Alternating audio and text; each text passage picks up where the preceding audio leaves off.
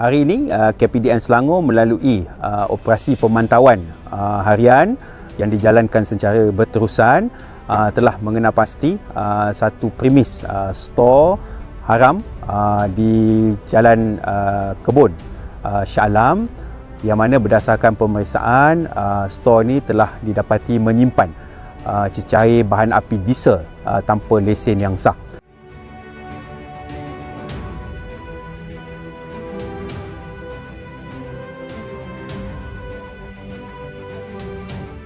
Berdasarkan operasi ini, kita telah merampas cecair bahan api diesel dengan anggaran jumlah 4,000 liter, dan juga kita merampas skid tank yang berkapasiti 30,000 liter berserta dengan pam yang kita syaki digunakan untuk aktiviti penyelewengan bahan api diesel.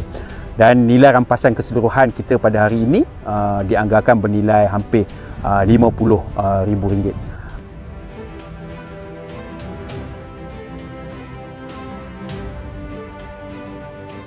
Daripada 57 kes ini, kita menganggarkan nilai rampasan bahan api diesel khususnya bernilai hampir RM2 juta telah dirampas di bawah Ops Series 4.0. Kita menganggarkan telah berjaya menyelamatkan hampir RM270,000 nilai subsidi yang diberikan oleh kerajaan melalui diesel.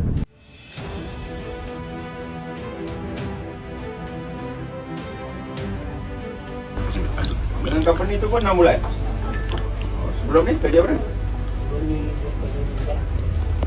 kerja apa? Kerja pada siap. Dia ambil minyak dekat siapa ni? Gila. Gila? Hantar order ke? Hantar minyak? Hantar minyak lah. Hantar minyak? Sebab kita satu lori. Dua-dua biji tu baru? Itu lori memang lama. Yelah, baru beli.